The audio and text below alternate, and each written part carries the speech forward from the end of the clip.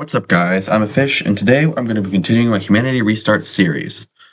In the last video, we saw the invasion of Galicia. We saw, I recorded that video like 2 hours ago. How did I already forget what happened? We saw Romania split into two pieces, which looking at the rankings, you can see the updated rankings since Romania definitely isn't in the top 10 anymore. And we saw two conflicts happen over here in Central Asia. I'm going to start this video by announcing that this week, there might not be that much videos, because I'm going to be on vacation for a little bit. So, you might get this video and maybe a few other pre-recorded videos, but I'm lazy so I might not get to them. But yeah. So anyway, let's go ahead and get started. So the first event we're going to be seeing is in Oman. You see, for a while now, Oman has been a vassal to Persia, but they don't like that. And they are actually going to attempt to, they're going to declare their independence from Persia. Because like they don't want to be under Persia's control anymore. So let me get rid of this ring here, and then we go to the fight. So Oman has actually been quite prepared for this, because they knew they were going to, like, they've been plotting this war for a good while now. So their forces are going to be ready to swarm into the southern section of Persia. Oman is going to manage to push all the way up to this major city right here before Persia manages to fight back. And when they fight back, they fight back. Boy, do they fight back. So pretty quickly, they manage to retake all of the occupied lands, and then they begin their push into Oman, taking a lot of the northern region, which I don't know how they're doing this, considering this is all deserts. But yeah, they're going to manage to take this port city right here. But that's pretty much as far as they're going to push before something pretty important happens, being the blue team and the Circle Alliance joining in on the war. You see, when I said Oman had been planning this for a while, I mean Oman and the Circle team had been planning this for a while. Because if you remember when I originally created the Circle Alliance, I accidentally put in Egypt and Oman, because I forgot they were vassals of the larger powers, being Turkey and Persia, respectively. So after I fixed my mistake, I decided that I wanted Oman to still want to be part of the Circle Alliance. So yeah, this is how they plan to become part of the Circle Alliance. They spoke with their leaders and got them all to agree to help them get their independence from Persia. So the blue team is going to immediately cut off the southern region from the rest of Persia. And the soldiers here will begin to move back towards this area, allowing Oman to retake all of their lost lands. The two nations together push in and begin to occupy all of this land right here.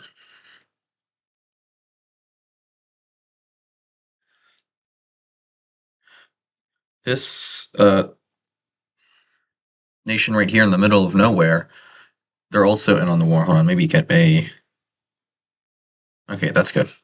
They are also going to invade. I mean, their army is like nothing, but they're going to manage to do something. And then all three of these front lines are being fueled by the other Circle Alliance members that don't border Persia, being this nation right here, this one, and Yemen. Oman is going to attempt a naval invasion across the Persian Gulf into this port, well, really this island here, but it is going to go unsuccessfully. Meanwhile, the blue team is going to, along with a few Omanian soldiers and Arabian and Yemen, They are going to manage to slowly but surely push up the coast of the Persian Gulf before reaching Kuwait.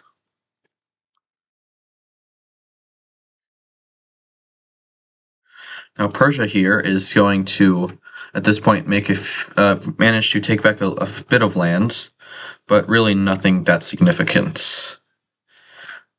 Um, Meanwhile, up here in the north, tolerance.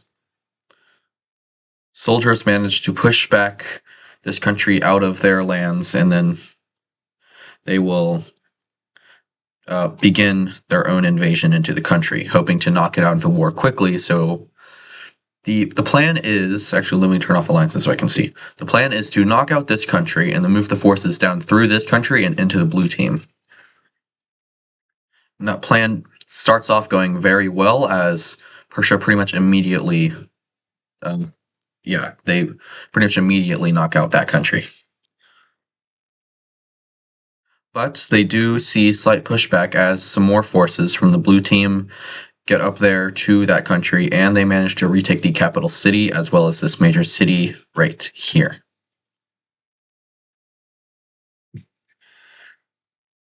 But moving their forces up here, or up there rather, did require them to move forces from over here, which causes them to lose more occupied grounds.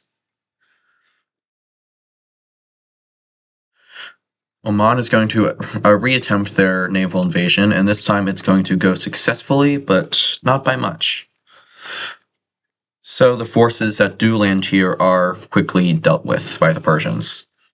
Up here in the north, Persia's front line is going to very suddenly collapse as they manage to retake. I guess I'll just call the circle team just manages to retake all of this land here and encircles a lot of Persian soldiers before moving in and retaking the east of the country. Immediately after, they will start up their invasion into Persia once again, this time with the help of the blue team's armies managed to push a little further, even taking more major cities.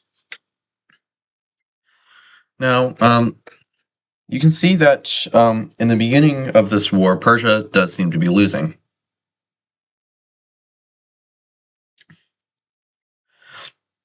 And it will continue like this, with Persia slowly but surely losing more grounds in different areas. Oman even manages to capture this port city once again, and this time they actually manage to keep it, pushing up and taking 2 more major cities. But the tides of this war are very, very quickly going to change as soon as this happens. Ethiopia and the Diamond Alliance are now invading into Yemen and the Circle Alliance. So all of Yemen's forces are fighting in Persia, which allows Ethiopia to very quickly take the entire country. At this point, the soldiers move north into this other country, I'm not really sure what to name. And they're going to get pretty far, even occupying some of the blue team's land before anyone manages to do anything. Blue team forces are going to prioritize pushing. They're going to prioritize pushing Ethiopia out of their land, and then they will immediately after push into their allies' land to push back the Ethiopians. But with the help of South India, Ethiopia does manage to push back up and fully occupy this brown country right here.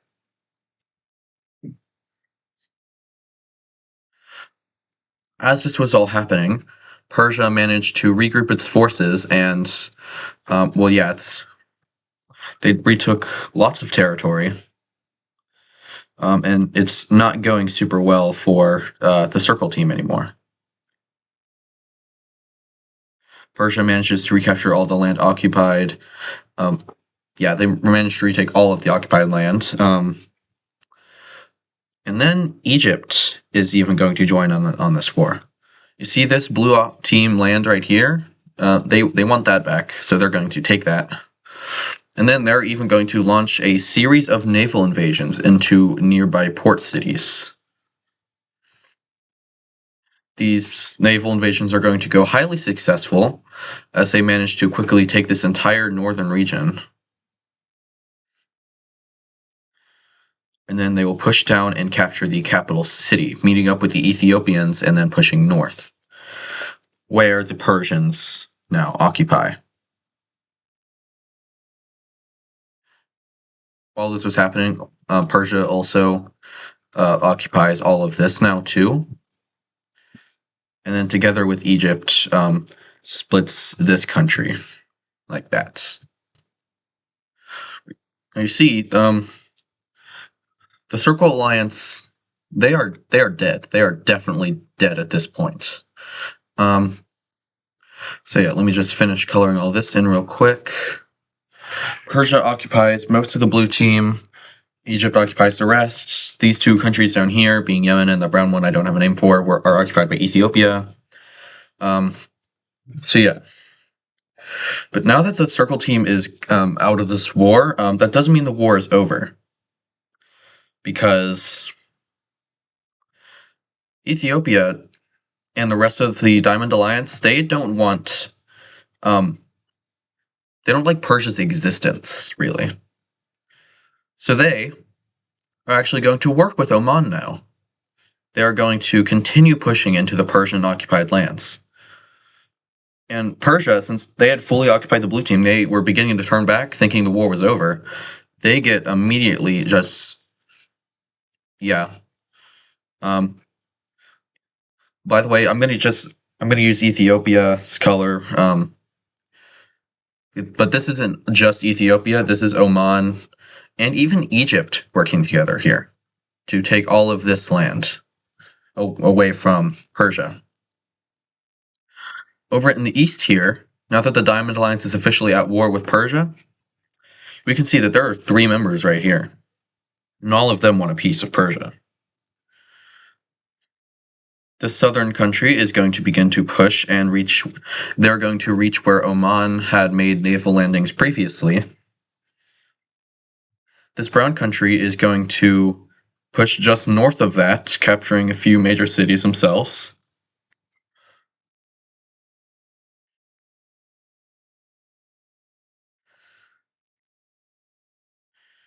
And this other great country is going to focus on the north here and attempt to reach the Caspian Sea, which will go successful. Now, Persia, they don't want to fight this, so they are going to opt for peace.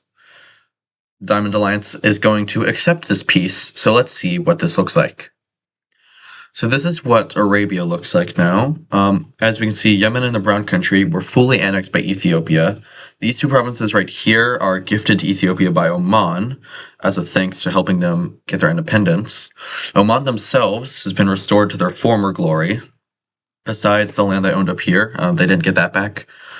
These 3 nations over here expanded slightly, but overall they got kind of screwed over in the peace treaty. Egypt annexed a good chunk of land over here, including the entirety of that purple country that I wasn't sure what to call. And the blue team survives, as they're the only member to survive. Actually, wait, no, never mind. This place is still alive. Well, whatever. And this Circle Alliance is disbanded in the peace treaty. Also, right immediately after the war is over, we're going to be seeing 2 new members joining the Diamond Alliance, and I'm sure you can predict who those are. The 2 new members are going to be Oman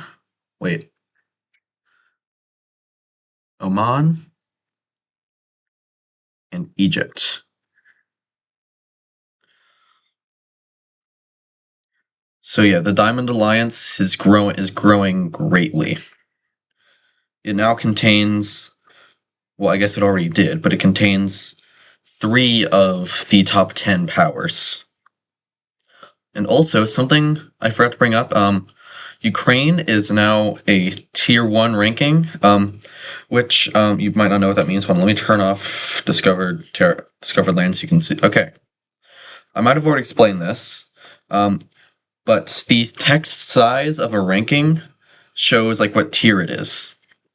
This really big text, which is found in Persia and now Ukraine, is a tier 1. The 2, which is that slightly smaller, it's the tier 2, which can be found in South India, Central India, and North Africa. And then the tier 3 is that decently small text, which can be found in the remaining top 10 powers, being Portugal, which, yeah, they're up there now, Prussia, Ethiopia, which will actually, they might change after this episode, uh, Nepal, I guess I would call this. I'm still not sure what to call this pink civilization, and Germany. The different tiers represent where the gaps are in the top 10. Because obviously the top 10 aren't all equally strong. The tiers mean that the tier 1s, meaning being Persia and Ukraine, are a lot stronger than the tier 2s, being South India, Central India, and North Africa. And then those tier 2s are a lot stronger than the tier 3s. So next we're going to be moving over here to East Asia, where we're going to see probably like the first major thing happen in this region. Manchuria here is going to be starting They're going to be starting an invasion against Korea. Their reasoning being that their religion is more prominent in the northern parts of Korea than Korea's religion. So let's go ahead and get started on that war. Now, first, Korea is going to get immediately split into two parts, separating the north section that is pretty easily conquered by Manchuria. But while the forces are moving north, Korea is going to retake some of their land while also starting their own counter-invasion. When the forces come back south, they're going to retake some of the lost land, but more importantly, they're going to retake this port city and push Korea out of their country. Forces are going to move south, but eventually come to Korea's army and Manchuria's army are going to reach this line, and from there, for a while, it's just going to be basic back and forth fighting, with really no side making any real gains. And then we're going to see the red team here not enter the war because they're having a civil war. And it's not just the red team having a civil war, it's the red team, this blue country, and China. All three of them are going to have a civil war because of this new religion that popped up out of nowhere. I brought it up in the last video, and now it's becoming very prominent, and it wants its own state. So here are our three groups that are breaking away. As we can see, these groups closely follow the border of their religion. Breaking away is what's going to stop anyone from interfering in this war in Korea. Speaking of which, Manchuria does get a breakthrough from the front line and manages to push around and encircle the Korean army. So yeah, after that defeat, Korea is just going to surrender. Except Manchuria is not going to let them. Manchuria is going to keep pushing down, fighting small battles, but the majority of Korea's army has been destroyed. They're going to take the capital city and just all of the land. So in the peace treaty, Korea is going to be fully annexed by Manchuria, despite the initial goal being just this northern region. But Korea is not dead. Small groups of their population are going to flee to the recently discovered island of Kyushu. I'm pretty sure that's what it's called. I have no idea if I have the pronunciation right. I definitely don't, but whatever. They're going to form a new nation on Kyushu. Now let's catch up on these civil wars going on. The red team, they were preparing to go to war with Manchuria, so obviously their armies were not prepared for a civil war. So yeah, they're going to begin to lose lots of land, including the capital city, pretty quickly. And because their armies were not prepared and they pretty much immediately lost what everything they had left, the red team is actually going to surrender to the rebels very quickly. Over here, we're going to see something quite different happen. Well, I mean, quite different by I mean, they don't surrender straight away. That's really all I mean by that. This northern region is pretty early going to fall to the rebels, but the capital area is going to be a rough battle that ends up with the main. I don't really know what to call it, but this blue country winning, and immediately after it pushes into the rebel territory, reaching over and cutting it in half. Although it's not really cut in half, because this group is pretty much they're pretty much the same group as these guys and these guys. The only difference is they're fighting in different countries. So what that means is these two bodies really aren't disconnected because they could just go around. Now let's go to China, the main China. They are going to begin to fight off the rebellion pretty well, managing to take back several major cities without seeing much pushback until they do. Over here in this area, they're going to see their armies be defeated as I don't. Hold on. How do those? Hold on. Let me get colors that don't look the same. Okay. As their armies then get behind Chinese lines, taking the capital city, which then forces these guys to go back to the mainland. As these guys reach the coastline, and then from both ends, the soldiers are defeated.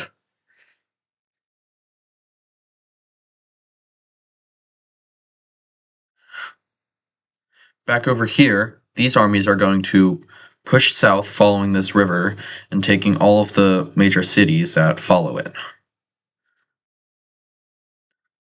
While this is happening, we're going to see more battles happen near the capital city of this nation, but they will eventually all fall. The land will eventually fall back to the blue country, which will then push down and take all of this land right here. Immediately after doing that, they will focus their forces on retaking the major cities in this area, which goes incredibly successfully for the blue team. This rebel group in the north is left with 0 major cities, but because of the help from the other two groups that are basically the same part of, all part of it, it manages to continue fighting even after it loses all of the occupied territory. The blue team is going to keep pushing following the border, and eventually this third of the rebel group will surrender back to the blue team. In China, however, the rebel group sees massive success pretty much just marching down the coastline and they take all the coastline. And then China is going to surrender to the rebel groups. So let's see what this all looks like. So as we can see, 2 of the 3 groups managed to get their independence, and then again, since they were pretty much the same group, the 2 will become one country. The capital of this new country is going to be right here, since it is pretty close to the center. And by pretty close to the center, I mean the center hasn't had its major cities added, so I can't put the capital there, so I'm going to the next best thing. So, in the last video, Romania split into 2, leaving the originally number 6 country, being not even near the top 10 anymore. So Romania, being incredibly weak, is now going to see itself being invaded by Ukraine. And this war is not going to last long.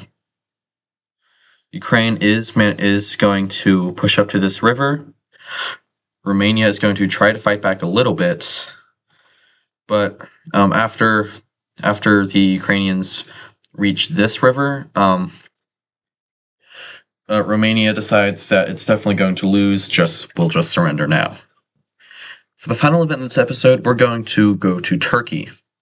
You see, after half of their country broke away because half their country broke away, Turkey's kind of upset about that. So